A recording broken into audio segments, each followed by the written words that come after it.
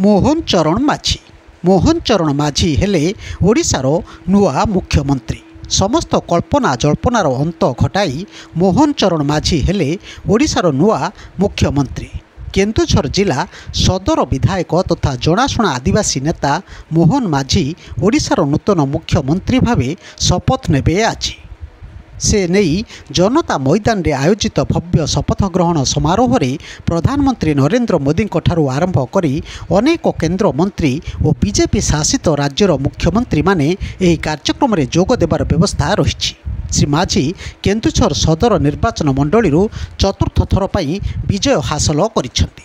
ସେହିଭଳି ପାଟଣାଗଡ଼ ବିଧାୟକ କନକବର୍ଦ୍ଧନ ସିଂଦେଓ ଓ ନିମାପଡ଼ାର ବିଧାୟିକା ପ୍ରଭାତୀ ପରିଡ଼ା ଓଡ଼ିଶାର ଉପମୁଖ୍ୟମନ୍ତ୍ରୀ ଭାବେ ଆଜି ଶପଥ ନେବେ। ଗତକାଲି ଅପରାହ୍ନରେ ବିଜେପି ରାଜ୍ୟ କାର୍ଯ୍ୟାଳୟଠାରେ ନବନିର୍ବାଚିତ ବିଧାୟକ ଦଳ ବୈଠକ ଅନୁଷ୍ଠିତ ହୋଇଥିଲା।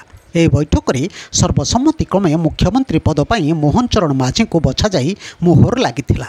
ସର୍ବସମ୍ମତି ନେତା ଚୟନ ଏବଂ ନାମ ଘୋଷଣା ପାଇଁ ସଂସଦୀୟ ବୋର୍ଡ ଦ୍ୱାରା ନିଯୁକ୍ତ କେନ୍ଦ୍ରୀୟ ପର୍ଯ୍ୟବେକ୍ଷକ ରାଜନାଥ ସିଂ ଏବଂ ଭୂପିନ୍ଦର ଯାଦବ ଏହି ବୈଠକରେ ଯୋଗ ଦେଇଥିଲେ। ବିଧାୟକ ଦଳ ବୈଠକରେ ବଛାଯାଇଥିବା ସର୍ବସମ୍ମତ ନେତା ମୋହନ ଚରଣ ମାଝୀଙ୍କ ନାମ କେନ୍ଦ୍ରୀୟ ପର୍ଯ୍ୟବେକ୍ଷକ ରାଜନାଥ ସିଂ ଘୋଷଣା କରିଥିଲେ। ଏଥିସହିତ ଶ୍ରୀ ସିଂ ଦୁଇ ଉପମୁଖ୍ୟମନ୍ତ୍ରୀ ପଦ ପାଇଁ କନକବର୍ଦ୍ଧନ ସିଂଦେଓ ଓ ପ୍ରଭାତୀ ପରିଡ଼ା ନାମ ମଧ୍ୟ ଘୋଷଣା କରିଥିଲେ। ଏହାପରେ ଜଣକ ପରେ ଜଣେ ନେତା ସାଂସଦ ବିଧାୟକମାନେ ପୁଷ୍ପଗୁଚ୍ଛ ଦେଇ ସମ୍ବର୍ଦ୍ଧିତ କରିଥିଲେ ଓ ରାଜ୍ୟ ସଭାପତି ମନମୋହନ ସାମଲ, ଦଳୀୟ ପ୍ରଭାରୀ ବିଜୟ ପାଲ ସିଂ ତୋମାର ମଧ୍ୟ ଏହି ବୈଠକରେ ଯୋଗ ଦେଇଥିଲେ। ବିଧାୟକ ଦଳ ବୈଠକରେ କେନ୍ଦ୍ରୀୟ ପର୍ଯ୍ୟବେକ୍ଷକ ଶ୍ରୀ ସିଂ ଓଡ଼ିଶାର ନୂଆ ମୁଖ୍ୟମନ୍ତ୍ରୀ ପଦ ପାଇଁ ମୋହନ ମାଝୀଙ୍କ ନାମ ଘୋଷଣା କରିବା ପରେ ସମ୍ବର୍ଦ୍ଧନା ପର୍ବ ଆରମ୍ଭ ହୋଇଥିଲା। ଏହି ଅବସରରେ ଶ୍ରୀ ମାଝୀ ପ୍ରଥମେ ଜଗତର ନାଥ ଜଗନ୍ନାଥ ମହାପ୍ରଭୁଙ୍କୁ ପ୍ରଣାମ ଜଣାଇଥିଲେ। ସେ କହିଥିଲେ ଯେ ମହାପ୍ରଭୁଙ୍କ ଆଶୀର୍ବାଦରେ ଓଡ଼ିଶାରେ ବିଜେପି ସରକାର ଗଢ଼ିବାକୁ ଯାଉଛି। ରାଜ୍ୟରେ ବିଜେପି ସଂଖ୍ୟା ଗରିଷ୍ଠତା ଲାଭ କରିଛି। 4.5 କୋଟି ଓଡ଼ିଶାବାସୀ ପରିବର୍ତ୍ତନ ଚାହିଁଥିଲେ। ଓଡ଼ିଶାବାସୀଙ୍କୁ ଏହି ସମର୍ଥନ ପାଇଁ ପ୍ରଣାମ ଜଣାଉଛି। ଓଡ଼ିଶାର ବିକାଶ ସହିତ ଏହାକୁ 1 ନମ୍ବର ରାଜ୍ୟରେ ପରିଣତ କରିବା ପାଇଁ ପ୍ରୟାସ କରାଯିବ ବୋଲି ଶ୍ରୀ ମାଝୀ ପ୍ରକାଶ କରିଥିଲେ। କେନ୍ଦୁଝର ଜିଲ୍ଲା ସଦର ଅନ୍ତର୍ଗତ ରାଇକଳା ଗ୍ରାମରେ 1972 ମସିହା ଜାନୁଆରୀ 6 ତାରିଖରେ ଜନ୍ମିତ ମୋହନ ଚରଣ ମାଝୀ ଉଚ୍ଚଶିକ୍ଷା ଲାଭ ପରେ ସମାଜସେବା ରାଜନୀତିରେ ସକ୍ରିୟ ଭାବେ ଯୋଡ଼ି ହୋଇଥିଲେ। 52 ବର୍ଷୀୟ ଶ୍ରୀ ମାଝୀ କେନ୍ଦୁଝର ଆସନରୁ 2000 ମସିହାରୁ ପ୍ରଥମ ଥର ପାଇଁ ବିଧାନସଭାକୁ ନିର୍ବାଚିତ ହୋଇଥିଲେ।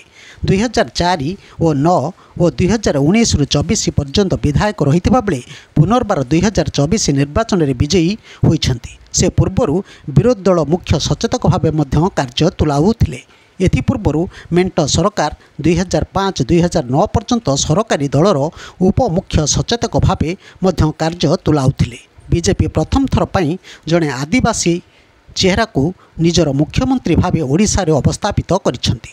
ନବନିର୍ବାଚିତ ବିଧାୟକ ଦଳ ବୈଠକରେ ଦଳର 78 ଜଣ ବିଧାୟକଙ୍କ ସମେତ ଓଡ଼ିଶା ପ୍ରଭାରୀ ସୁନୀଲ ବଂଶଲ, ରାଜ୍ୟ ସଭାପତି ମନମୋହନ ସାମଲ, ନିର୍ବାଚନ ପ୍ରଭାରୀ ବିଜୟପାଲ ସିଂ ତୋମାର, ସହ ପ୍ରଭାରୀ ଲତା ଉସେଣ୍ଡି, ଓଡ଼ିଶାର 3 ଜଣ କେନ୍ଦ୍ରମନ୍ତ୍ରୀ ଧର୍ମେନ୍ଦ୍ର ପ୍ରଧାନ, ଜୁଏଲ ଓରାମ, ଅଶ୍ୱିନୀ ବୈଷ୍ଣବ, ବିଜେପି ସାଂସଦ ବୈଜୟନ୍ତ ପଣ୍ଡା, ସାଂସଦ ଅପରାଜିତା ଷଡ଼ଙ୍ଗୀ, ପ୍ରଦୀପ ପାଣିଗ୍ରାହୀ, ସ୍ୱାଧୀନ ବିଧାୟକ ହିମାଂଶୁ ଭୂଷଣ ସାହୁଙ୍କ ସମେତ ଦଳର ସମସ୍ତ ସାଂସଦ ଉପସ୍ଥିତ ଥିଲେ। ଆଜି ସନ୍ଧ୍ୟା 5ଟା ସମୟରେ ଶପଥ ଗ୍ରହଣ ଉତ୍ସବରେ ମୁଖ୍ୟମନ୍ତ୍ରୀ ଶପଥ ନେବାର କାର୍ଯ୍ୟକ୍ରମ ରହିଛି।